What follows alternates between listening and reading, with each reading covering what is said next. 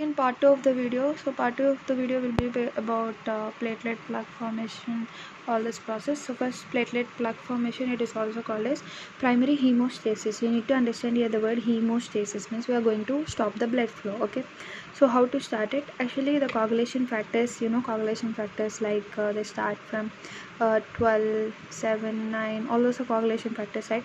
All those are serine proteases. They are actually in the inactivated form. Whenever they are in inactivated form, they are called as serine proteases. Okay, so coming to platelet plug formation, there is a stepwise process. The first step is injury. So whenever there is a damage to endothelium, for example, this is an endothelium, there is a damage here. Okay, so this will lead to transient vasoconstriction. Further, blood vessels will become vasoconstricted, and next that via neural stimulation reflex and endothelium release from damaged cell. So actually in the sub layer of this endothelium there will be a endothelin that is released. After the endothelin is released, the blood vessel will undergo vasoconstriction. After that, there will be exposure of von Willebrand factor, so it binds to the exposed collagen, that is subendothelium. Yeah, so from this subendothelium only actually endothelin is also from, and from this subendothelium only the von Willebrand factor also will be coming, and this von Willebrand factor is from the variable pellet bodies of endothelial cells and also from the alpha granules of platelets. If you remember in the before part I have discussed that the platelets have alpha granules and dense granule have mnemonic cache. If you remember, alpha granules mainly have this von Willebrand factor, and it's like F, all F, right? Fibronectin, if you remember, right? Platelet factor 4. So von Willebrand factor is released from the platelets, and von Willebrand factor is also released from the subendothelium. So now von Willebrand factor will come here. Okay, and next there is adhesion, that is a platelets bind von Willebrand factor via GP1B. So von Willebrand factor will expose a GP1B, and this GP1B at this way the platelet will come and attach. This is a platelets, this is GP1B. Okay, and platelets bind via GP1B receptor at the site of injury. Only specific platelets undergo conformational change. Platelets release ADP and calcium, which are necessary for coagulation cascade, and also thromboxane A2. ADP helps platelets adhere to the endothelium. So ADP, all those are released. ADP, calcium, all these are formed from the alpha granules of the platelets, right? Next, activation. ADP binding to P2Y12 receptor induces GP2B, GP3A expression at platelet surface that will lead to rapid irreversible platelet aggregation. So, for example, in this diagram it is very clear, you can understand. So, first this is a von Willebrand factor, it is expressing the GP1B. After it is expressing GP1B, the platelet is getting attached. After the platelets is getting attached, what happens is there is activation of ADP binding to P2Y12 receptor. So because of this activation, now there is GP2B3A insertion. As it is inserted, another platelet can come and attach to it. You can see at here, and also there is a fibrinogen in between two platelets. Okay, so there will be rapid irreversible platelet aggregation. Next process is fibrinogen binds GP2P3A receptors and link platelets. So there's a balance between the pro-aggregation factors and anti-aggregation factors. Here you can see the pro-aggregation factors are thromboxane A2 by platelets, decrease blood flow, increase platelet aggregation. Anti-aggregation factors are prostaglandin I2, that is prostacyclin nitric oxide, which are released by endothelial cells, increase the blood flow, decrease platelet aggregation. So temporary plug stops bleeding, unstable, easily dislodged. So actually this is a reversible process. Once the blood stops, again this platelet will dissolve, and this plug will dissolve, and again it will become normal. Okay, so this is a coagulation cascade. You can see here, this will next lead to the coagulation cascade, which is a secondary hemostasis. So this is a primary hemostasis. Next process is secondary hemostasis. We have understood the primary hemostasis. Next we'll go to the thrombogenesis. What is thrombogenesis? Actually it is a formation of insoluble fibrin mesh. Actually fibrinogen will convert into the fibrin, and that is the insoluble fibrin mesh.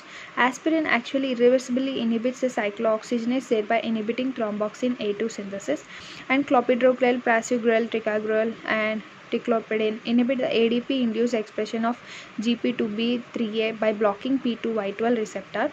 So here in this diagram I will show those all clearly. You can see here aspirin is inhibiting this thromboxane A2 formation, and clopidogrel, prasugrel, all this are inhibiting the ADP P2Y12. So if ADP P2Y12 is not there, then the GP2B3A insertion will be not there, then the platelet aggregation is not possible.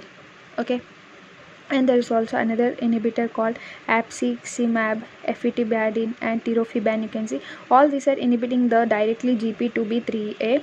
So if they are directly inhibiting this, there will be no platelet aggregation. Okay. And ristocetin, which activates the von Willebrand factor, you can see here.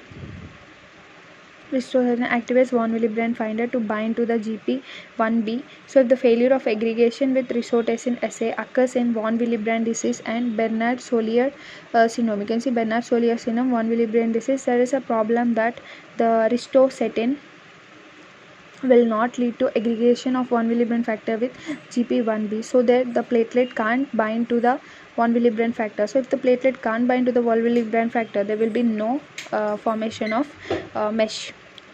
And desmopressin promotes the release of von Willebrand factor and factor 8 from endothelial cells. So here you can see that word. Desmopressin promote release of von Willebrand factor, factor 8 from endothelial cell. Von Willebrand factor protects factor 8. Okay, that is important. One thing I want to say about factor 8 is normally all factors are produced from the liver, but factor 8 is the only factor which is producing from the endothelial cell. So in the endothelial cell only you also have von Willebrand factor. So von Willebrand factor and factor 8 are carried together and they are released by the endothelial cell, but all other different factors are directly released from the liver. Okay, that is very important. So I hope you understood this process.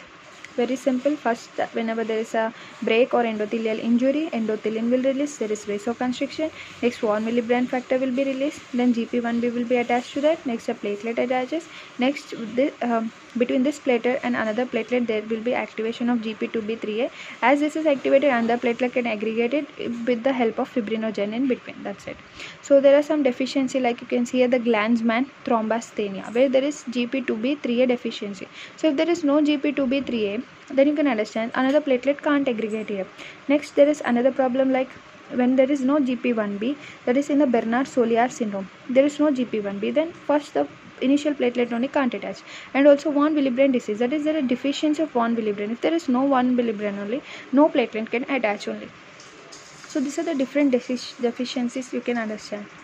Next, one more thing in the diagram you can observe the von Willebrand factor with plus P selectin is stored inside the subendothelium in endothelium, that is called as variable palate body. And you can see the vascular endothelial cells, the protein C is converted into activated protein C because of thrombin thrombomodulin complex. Okay, and next you can see the hypercoagulable state. Hypercoagulable, in the name itself you can understand there is increased coagulability, that is more chance of formation of clots. So here you should see the Virchow's triad, that is the endothelial damage, stasis of blood, and hypercoagulability. So hypercoagulability is mostly seen common in malignancy, because malignant patients are bedridden, they can't move, so there is a high chance of stasis of blood.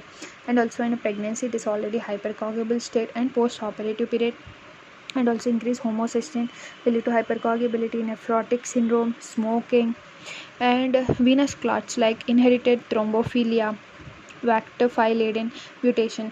In factor V Leiden mutation, actually there is a problem inside the red blood cell, so because of that there is an increased chance of stasis. And also prothrombin mutation, whenever there is prothrombin mutation, and antithrombin deficiency, and protein C or protein S deficiency, because these are anticoagulants. So if these are not there, then there will be higher coagulability state. Antithrombin deficiency also same. Actually thrombin is used to antithrombin is to break the clot. So if there is no antithrombin, then higher chance of hypercoagulability. Prothrombin mutation also same. If there is higher prothrombin forms the clot, so there will be more clot formation. So like this, there are different deficiencies we need to understand.